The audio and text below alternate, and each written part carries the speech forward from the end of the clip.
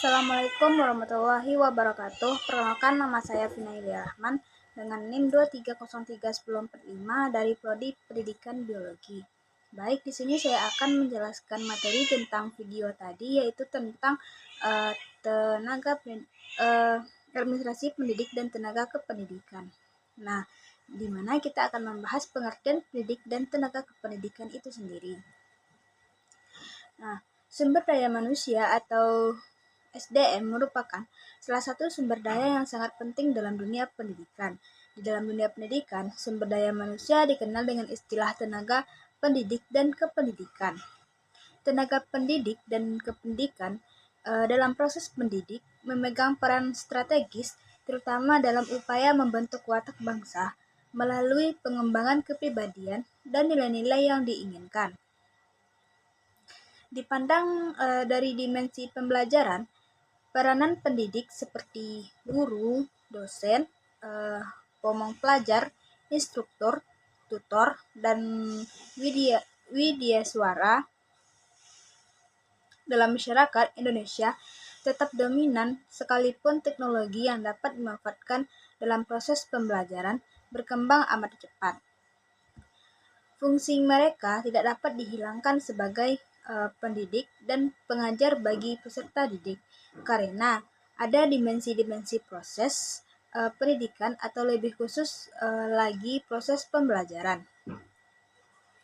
Begitupun dengan tenaga kependidikan seperti kepala sekolah, pengawas, tenaga perpustakaan, tenaga administrasi. Nah, mereka itu akan bertugas melaksanakan administrasi, pengelolaan, pengembangan, pengawasan, dan pelayanan teknis untuk menunjang proses pendidikan pada suatu pendidikan. Nah, berdasarkan Undang-Undang Sisdiknas atau Sistem Pendidikan Nasional Nomor 20 Tahun 2003 Bab 9 Pasal 39 yang berbunyi yang pertama ayat 1 yang berbunyi yaitu tenaga kependidikan bertugas melaksanakan administrasi, pengelolaan, pengembangan, pengawasan, dan pelayanan teknis untuk menunjang proses pendidikan dan satuan pendidikan. Nah, ayat kedua dari dari bab 9 pasal 39 ayat 2 ini yaitu berbunyi pendidikan merupakan tenaga profesional yang bertugas merencanakan dan melaksanakan proses pembelajaran, menilai hasil belajar, melakukan pembimbingan dan pelatihan, serta melakukan penelitian dan pengabdian kepada masyarakat, terutama bagi pendidik dan perguruan tinggi. Nah, untuk ayat 3-nya itu berbunyi, pendidik yang mengajar pada satuan pendidikan dasar dan menengah disebut guru, dan pendidik yang mengajar pada satuan pendidikan tinggi disebut dosen. Nah, sedangkan untuk yang ayat keempat yaitu ketentuan mengenai guru pada ayat diatur dengan undang-undang itu sendiri.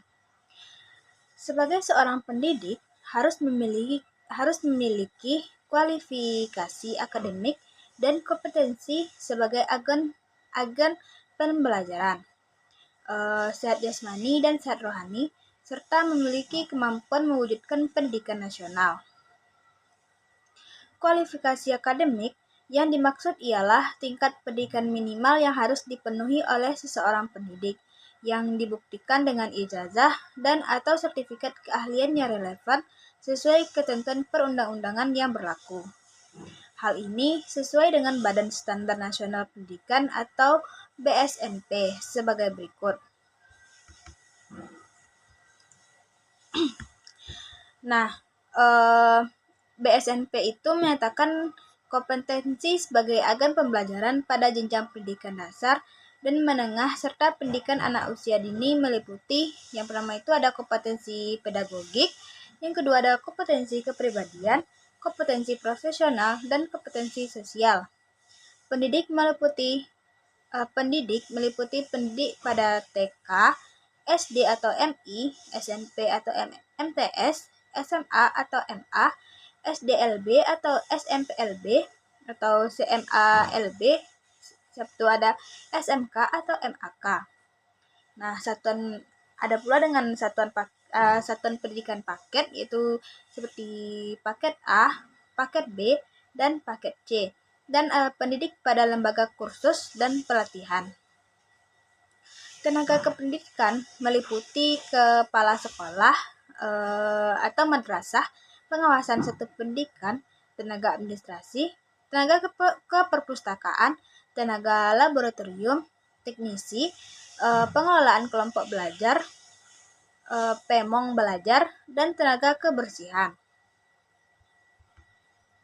Nah, tenaga kependidikan juga dapat diartikan sebagai orang yang berperan serta dalam proses pelaksanaan pendidikan pada satuan pendidikan untuk menciptakan sosok manusia yang berpendidikan. Tenaga kependidikan merupakan orang yang membimbing, menguji, mengatur, serta mengajar dan melatih peserta didik menjadi tenaga fungsional kependidikan yang mengawasi, meneliti, dan mengembangkan perencanaan di bidang pendidikan.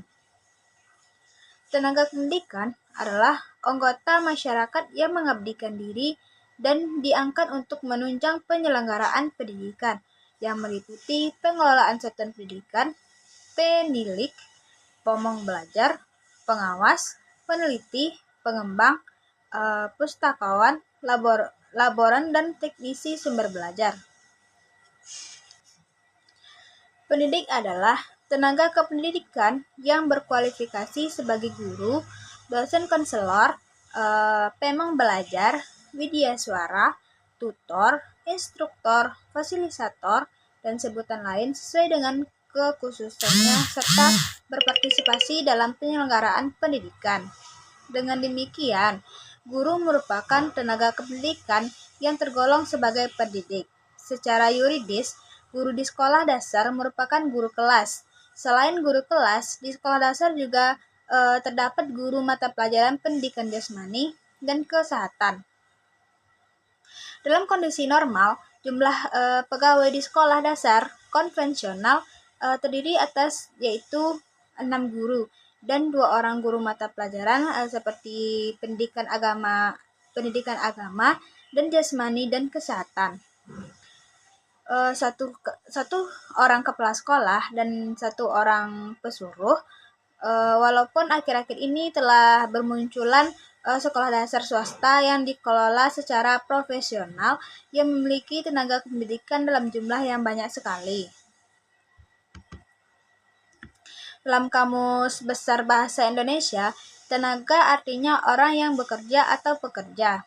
Pendidik adalah guru atau orang yang berpendidikan, sedangkan guru adalah orang yang mempelajari orang lebih baik di sekolah atau bukan tentang suatu ilmu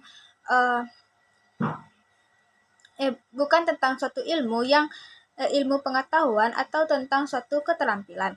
Maksudnya yaitu bahwa tenaga pendidik atau guru adalah orang yang bekerja untuk menyampaikan suatu ilmu kepada orang lain, baik itu ilmu pengetahuan maupun ilmu tentang suatu keterampilan.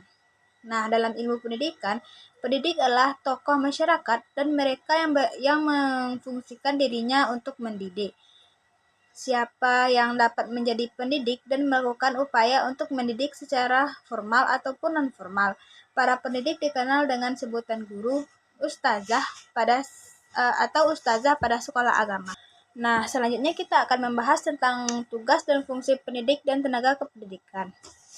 Menurut Undang-Undang Nomor 20 Tahun 2003 tentang Sistem Pendidikan Nasional, Pasal 39 Ayat 2, pendidik merupakan tenaga profesional yang bertugas merencanakan dan melaksanakan proses pembelajaran, menilai hasil pembelajaran, melakukan pembimbingan dan pelatihan, serta melakukan penelitian dan pengabdian kepada masyarakat, terutama bagi pendidik pada perguruan tinggi. Secara khusus, tugas dan fungsi tenaga pendidik didasarkan pada Undang-Undang Nomor 14 Tahun 2007, yaitu sebagai agen pembelajaran untuk meningkatkan mutu pendidikan nasional, pengembangan ilmu pengetahuan, teknologi dan seni, serta pengabdian kepada masyarakat. Menurut Peraturan Pemerintah Republik Indonesia Nomor 17 Tahun 2010 tentang pengelolaan dan penyelenggaraan pendidikan pasal 171, pendidik mempunyai tugas dan tanggung jawab yaitu sebagai berikut. Nah, yang pertama itu guru, yaitu guru sebagai pendidik profesional mendidik, mengajar, membimbing, mengarahkan, melatih, menilai, dan mengevaluasi peserta didik pada pendidikan anak usia dini, jalur pendidikan formal, pendidikan dasar, dan pendidikan menengah. Yang kedua yaitu dosen sebagai pendidik profesional dan ilmuwan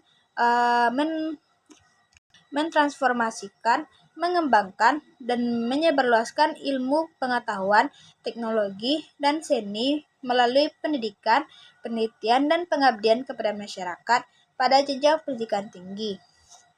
Nah, yang ketiga itu ada konselor sebagai pendidik profesional, yaitu yang memberikan pelayanan konseling kepada peserta didik di satuan pendidikan pada jenjang pendidikan dasar, pendidikan tengah, dan pendidikan tinggi. Nah, yang keempat itu ada pomong belajar, yaitu sebagai pendidik profesional mendidik, membimbing, mengajar, melatih, menilai, dan mengevaluasi peserta didik, dan juga mengembangkan model program pembelajaran, alat pembelajaran, dan pengelolaan pembelajaran pada jalur pendidikan non formal. Nah, yang kelima ada Widyaswara sebagai pendidik profesional mendidik, mengajar, dan melatih peserta didik pada program pendidikan dan pelatihan prajabatan atau dalam jabatan yang diselenggarakan oleh pemerintah maupun pemerintah daerah. Yang keenam yaitu tutor sebagai pendidik profesional, yaitu yang memberikan bantuan belajar kepada peserta didik dalam walaupun dalam proses pembelajaran jarak jauh atau pembelajaran tatap muka pada satuan pendidikan jalur formal maupun jalur non-formal. Yang ketujuh yaitu instruktur sebagai pendidik profesional memberikan pelatihan teknis kepada peserta didik pada kursus atau pelatihan. Nah, selanjutnya ada fasilitator sebagai pendidik profesional yang melatih dan menilai pada lembaga pendidikan dan pelatihan. Yang terakhir itu ada pamong. Yaitu terakhir ada pamong pendidikan, yaitu anak usia dini sebagai pendidik profesional mengasuh, membimbing, melatih, menilai perkembangan anak usia dini pada kelompok bermain, penitipan anak, dan bentuk lain yang sejenis pada jalur pendidikan non formal. Nah, selanjutnya kita akan membahas kelebihan dan kekurangan dari pendidik dan tenaga kependidikan. Yang pertama itu kita akan membahas terlebih dulu yaitu kelebihan pendidikan dan tenaga pendidikan. Yang pertama itu untuk meningkatkan kualitas pendidikan. Pendidikan dan tenaga pendidikan yang berkualitas dapat meningkatkan kualitas pendidikan dan mencapai tujuan pendidikan yang diinginkan. Yang kedua, meningkatkan kompetensi guru, di mana pendidikan dan tenaga pendidikan yang berkualitas dapat meningkatkan kompetensi guru dan meningkatkan kualitas pembelajaran. Yang ketiga, meningkatkan kepuasan siswa, yang di mana pendidikan dan tenaga pendidikan yang berkualitas dapat meningkatkan kepuasan siswa dan meningkatkan motivasi mereka untuk belajar. Nah, yang keempat adalah meningkatkan kinerja sekolah. Pendidikan pendidikan dan tenaga kependidikan yang berkualitas juga dapat meningkatkan kinerja sekolah dan mencapai tujuan pendidikan yang diinginkan. Nah, selanjutnya itu kita akan membahas kelemahan pendidikan dan tenaga kependidikan. Nah, untuk kelemahannya yang pertama itu ada keterbatasan sumber daya. Nah, di mana pendidikan dan tenaga pendidikan yang berkualitas memerlukan sumber daya yang memadai, seperti biaya, fasilitas, dan peralatan. Nah, yang kedua itu ada keterbatasan waktu, di mana pendidikan dan tenaga kependidikan yang berkualitas memerlukan waktu yang memadai untuk merancang, melaksanakan, dan mengevaluasi pembelajaran. Nah, yang keempat itu ada keterbatasan kompetensi guru.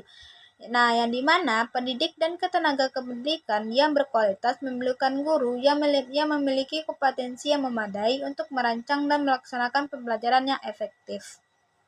Nah, untuk yang terakhir, keterbatasan motivasi siswa, di mana pendidik dan tenaga pendidikan yang berkualitas memerlukan siswa yang memiliki motivasi yang memadai untuk belajar dan mencapai tujuan pendidikan yang diinginkan. Sekian yang dapat saya jelaskan. Terlebih dan terkurang saya mohon maaf. Sesudah dengan wassalamualaikum warahmatullahi wabarakatuh.